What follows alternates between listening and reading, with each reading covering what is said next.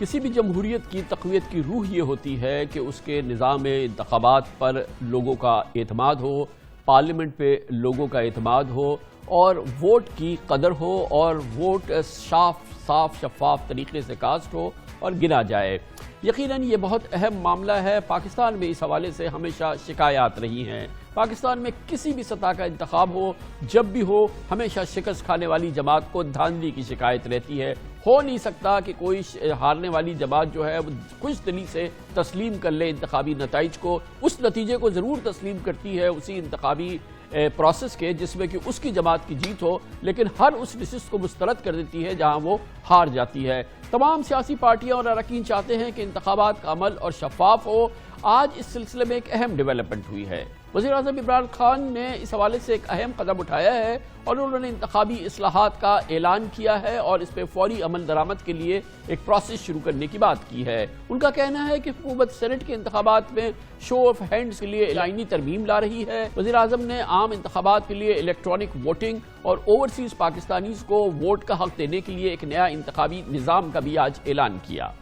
پاکستان میں ایک ایسا تاثر ہو کہ اگلا الیکشن جو ہو یہ اب ایسا ہو کہ جو بھی ہارے وہ ہار تسلیم کرے۔ اس کے لیے ہم نے ریفارمز کی ہیں، الیکٹرل ریفارمز۔ نمبر 1، ہم پاکستان میں اب الیکٹرانک ووٹنگ لانے لگے۔ یہ الیکٹرانک ووٹنگ کی ہماری اب الیکشن کمیشن سے بات ہو رہی ہے اور نادرا کا ڈیٹا لے کے انشاءاللہ یہ ایک سسٹم لے کے آئیں گے کہ جو ابھی تک پاکستان میں سب سے بہترین الیکشن کروانے کا سسٹم آئے گا، ماڈرن ٹیکنالوجی کا استعمال ہوگا۔ اس کے ساتھ ہم اوورسیز پاکستانیز کے لیے بھی ایک سسٹم لے کے آ رہے ہیں تاکہ وہ بھی اپنی ووٹ ڈال سکیں۔ جو تیسری چیز ہم کرنے جا رہے ہیں جس کے لیے ہمیں کانسٹیٹیوشنل امینڈمنٹ چاہیے ہوگا، اور وہ یہ ہے کہ جو سینٹ کا الیکشن ہوتا ہے اس میں ہم اب کانسٹیٹیوشنل امینڈمنٹ رکھنے لگے ہیں پارلیمنٹ میں۔ اس کے اندر ہم یہ چاہتے ہیں کہ شو آف ہینڈز ہو، سب کے سامنے پتا چلے کہ کون سی پارٹی کے لوگ کس کے لیے ووٹ کر رہے ہیں۔ اس لیے میں یہ چاہتا ہوں کہ جو اب باقی جماعتیں کہتی ہیں کہ جناب یہ سینٹ کے اندر پیسہ چلتا ہے، وہ پھر ہمارے ساتھ مل کے یہ 2/3 اکثریت سے اس کو بل کو پاس کریں۔ کہنے کو بہت اچھا پلان ہے، اس سے پہلے بھی کئی بار ہم اس کی باتیں سن چکے ہیں۔ یہ یقیناً ایک اچھی کوشش ہوگی اگر اس پر عمل درآمد شروع ہو جائے، اور اس کے لیے بہرحال عمل درآمد کے لیے آئینی ترمیم کے لیے وزیر اعظم کو اپوزیشن کی جماعتوں کو اعتماد میں لینا ہوگا، تمام قومی سیاسی جماعتوں کو ایک صفحے پہ آنا ہوگا اور ان کو قائل ہونا پڑے گا کہ حکومت اور وزیر اعظم اور یہ سب مل کے مستقبل، پاکستان کا جمہوری مستقبل کتنا شفاف بنانا چاہتے ہیں۔ بہرحال آئینی ترمیم کی منظوری کی صورت میں اگلے برس مارچ میں ہونے والے سینٹ الیکشن نئے طریقہ کار کے مطابق ہوں گے یا نہیں، فی الحال تو ہم نہیں کہہ سکتے۔ ماضی میں پاکستان میں جب بھی سینٹ کے الیکشن ہوئے ہیں، ہارس ٹریڈنگ کی بعض ذکر سنائی دیتی ہے، اور یہ ہارس ٹریڈنگ یا خرید و فروخت کوئی چھپا ہوا عمل نہیں ہوتا۔ ہر پاکستانی جانتا ہے کہ سینٹ کے معاملات میں کس طرح سے ووٹ خریدے اور بیچے جاتے ہیں۔ مالی مفاد کے لیے اراکین اسمبلی پر پارٹیاں وفاداریاں تبدیل کرتے ہیں اور ایک دوسرے پہ الزامات لگاتے ہیں۔ یہ پاکستان میں ایک معمول کا عمل ہے جو کہ انتہائی افسوس اور انتہائی پاکستان کی جمہوریت کی شرمندگی کا باعث ہے۔ یہ الیکشن نہیں ہوئے، پیسہ چلا ہے، 4 کروڑ روپے بھی بکے ہیں لوگ، رشوت دی بھی گئی اور رشوت لی بھی گئی۔ جب خفیہ بیلٹ ہوتا ہے تو 14 ووٹ کھسک جاتے ہیں۔ سینٹ کا اجلاس ہوگا، اس میں جو وہاں پر ہارس ٹریڈنگ ہوئی ہے اس کو پوری طرح وہاں پر بے نقاب کریں گے۔ چودھری سرور نے اتنے سارے ووٹس فرسٹ پریفرنس پہ کیسے نکالے تھے پنجاب اسمبلی سے؟ ان کے جو امیر کینڈیڈیٹس تھے ان کے پاس تو وہ ووٹس نہیں تھے، انہوں نے کیسے نکالا؟ 4 کروڑ روپے میں ایک ووٹ کے پی کے میں بکا ہے۔ بلوچستان تو ساری اسمبلی کی اسمبلی بک گئی۔ یہ اتنا بڑا فراڈ ہو رہا ہے، منتخب لیڈر استبل کے استبل خریدے جا رہے ہیں۔ اگر یہی خرید اور فروخت کی سیاست ہے تو ایسی سیاست پر ہماری قوم لعنت دے گی۔ عمران خان نے جس منصوبے کا پلان کا آج اعلان کیا ہے، اگر اس پر عمل ہو جائے تو پارٹی اراکین پارٹی لائن سے انحراف نہیں کر سکیں گے۔ ایک طرح سے یہ بہتر ہے کہ مالی مفادات کے الزام کا رونا بھی ختم ہو جائے گا، لیکن دوسری جانب ناقدین کا کہنا ہے کہ اس قانون سے منتخب اراکین اسمبلی، پارٹی لیڈرز اور ایک حاکم اور اراکین اسمبلی اس کے محکوم بن جائیں گے، ان کی سوچ کے پابند ہو جائیں گے، جو جمہوریت کی بنیادی روح کے ہی خلاف ہے۔ ہر معاملے کے 2 ویوز ہوتے ہیں، یہ اس کا اگلا ویو ہے۔ اس پوری ڈیولپمنٹ پہ بات کرنے کے لیے آج ہمیں جوائن کریں پھر ہمارے ساتھ موجود ہے محترمہ آسیہ ریاض، جو جوائنٹ ڈائریکٹر ہیں، بہت ہی ممتاز زمانی تنظیم ہے پلداد، پارلیمنٹری اوور سائٹ کرتی ہے۔ بہت بہت شکریہ آسیہ ریاض صاحبہ۔ یہ گفتگو ہم اس سے پہلے بھی سن چکے ہیں، لیکن جو اس کے ایلیمنٹس ہیں اگر واقعی اس پہ عمل ہو جائے تو کیا ہم یہ جو ہمارے پر ایک توق ہے، ہم پر ایک شدید الزام ہے اور ہم واقعی اس معاملے میں ناکام ہو گئے ہیں کہ ہمارا نظام جو جمہوریت ہے وہ کسی صورت سے شفاف نہیں ہے، اسی لیے خود اس کا جمہوری جماعتوں کا اس پہ اعتماد نہیں ہے. تو کیا یہ سفر ہم شروع کر سکتے ہیں اس راستے سے جو آج عمران خان نے تجویز کیا؟ دیکھیے، ان کی تجاویز آپ نے خود کہا کہ انہوں نے بہت بار اس کا ذکر کیا. بہت سے اور جو سیاسی ہمارے لیڈران ہیں وہ سینٹ کے الیکشن کے اوپر انگلی اٹھاتے رہے ہیں کہ شاید اس میں خرید و فروخت کا کوئی عمل ہوا یا اراکین نے پارٹی کے مطابق فیصلہ نہیں کیا.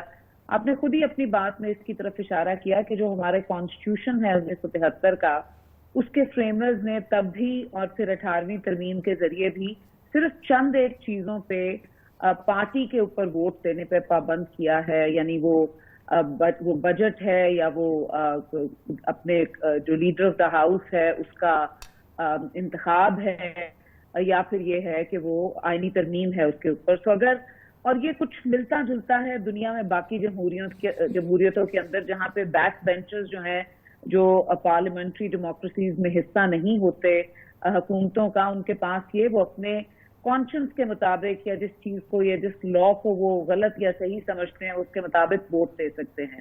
یہاں تک تو یہ بات ضرور سامنے رکھنی چاہیے. لیکن اگر دیکھیے یہ سسٹم اب کنسنسس ہے، ظاہر ہے جو ملک میں آئینی ترمیم ہوگی وہ کنسنسس سے ہی ہو سکتی ہے. لیکن یہ وہ مرحلہ ہے، یہ تو مرحلہ ہے جو کہ جس کا ہم ابھی آپ ذکر کر رہے ہیں، جس پہ آپ تجزیہ فرما رہی ہیں. یہ تو وہ مرحلہ ہے جو کہ الیکشن کے بعد جب پارلیمنٹ وجود میں آ جاتی ہے، جب وہ شروع ہوتا ہے. یہاں تو مسئلہ یہ ہے کہ جس دن الیکشن ہوتا ہے اسی رات سے جس کے منفی نتائج آ رہے ہوتے ہیں وہ دھاندلی کی چیخ لگانا شروع کر دیتا ہے.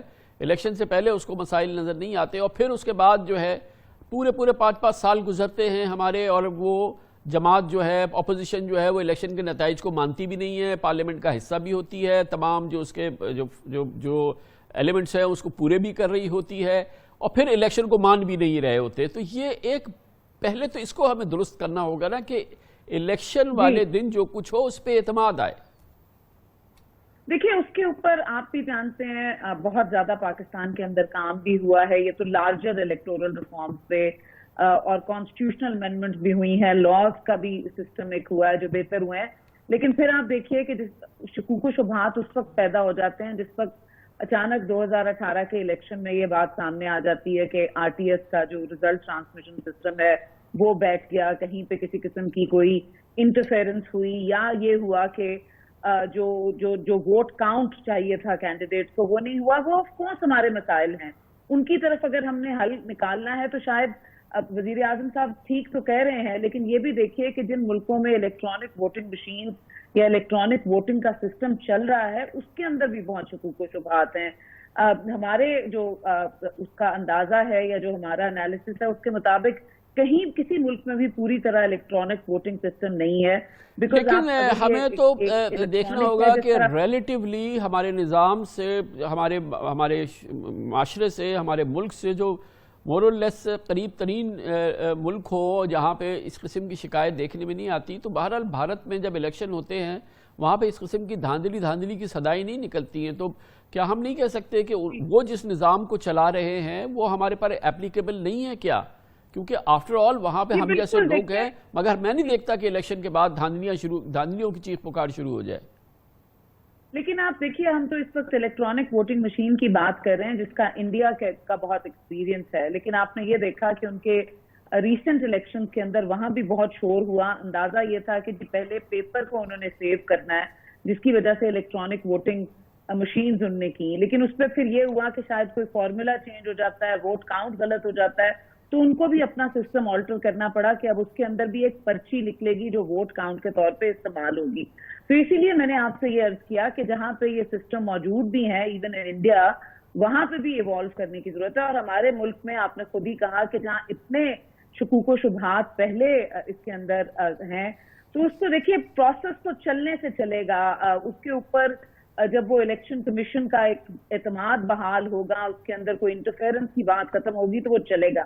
اس کے باوجود اگر وہ بلیو کرتے ہیں پرائم منسٹر صاحب کہ وہ کریں تو ضرور کریں.